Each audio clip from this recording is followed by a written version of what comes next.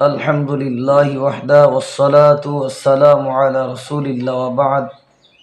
দেশ কিংবা প্রবাসের কাছের কিংবা দূরে যে যেখান থেকে আমাকে দেখতেছেন প্রত্যেককে আন্তরিক মুবারকবাদ, ধন্যবাদ।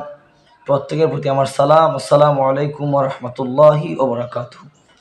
প্রিয় দিনী ভাই বোনেরা, আমরা আজকে আরেকটা ইম্পর্টেন্ট বিষয় জানবো। সেটা আমরা নিজে জানবো এবং শেয়ার করে অন্য মানুষকে শুনিয়ে দিব ইনশাআল্লাহ। আমরা আজকে জানবো কি কি আমল দ্বারা অন্তরের নূর সৃষ্টি হয়। অন্তরের নূর সৃষ্টি হয় এই আমলগুলো আমরা জানবো। এক নাম্বার হচ্ছে ক্ষুধার্ত উদর, পেটকে কিছু খালি রাখা, একবারেই ভরপুর করে খাওয়া না, একটু খালি রাখা, এক নাম্বার। দুই নাম্বার হচ্ছে আপনার সাহিবুল সালিহ, সাহিবুল সালিহ অর্থাৎ সৎসঙ্গ।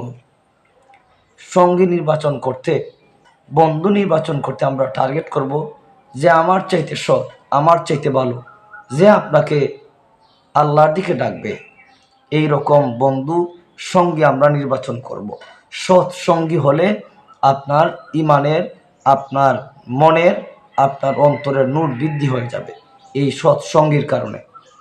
তিন নম্বর হচ্ছে হিফজুজ জুনবিল কাদিম, অর্থাৎ আপনার যে এমন গুনাহ অতীতে করেছেন, যে গুনাহগুলির কথা আপনার মনে আসে, এই গুনাহগুলির জন্য আপনি আফসোস করেন, আহারে আমার এই গুনাহ করেছি, এই গুনাহ কি হবে, এই অতীতের গুনাহ মনে আসা এবং এগুলোর জন্যে অনুতপ্ততা প্রকাশ করা, এই কাজটা করলে পরে আপনার অন্তরের নূর বৃদ্ধি পায়। চার নম্বর হচ্ছে কাসারুল আমিদিন, সংক্ষিপ্ত আশা করে। আশা সংক্ষিপ্ত, দীর্ঘমেয়াদী আশা না, সংক্ষিপ্ত সংক্ষিপ্ত আশা করা। কারণ আপনি কখন মরে যাবেন, আমি কখন মরে যাব, তার কোনো ঠিক নাই। এই জন্যে সংক্ষিপ্ত আশা করা, ডিমান্ড থাকবে অল্প, চাহিদা থাকবে অল্প। আল্লাহ তাআলা যেন আমাদের প্রত্যেককে এই চারটা বিষয়ে আমল করার তৌফিক দান করেন। আসসালামু আলাইকুম ওয়া রাহমাতুল্লাহি ওয়া বারাকাতুহু।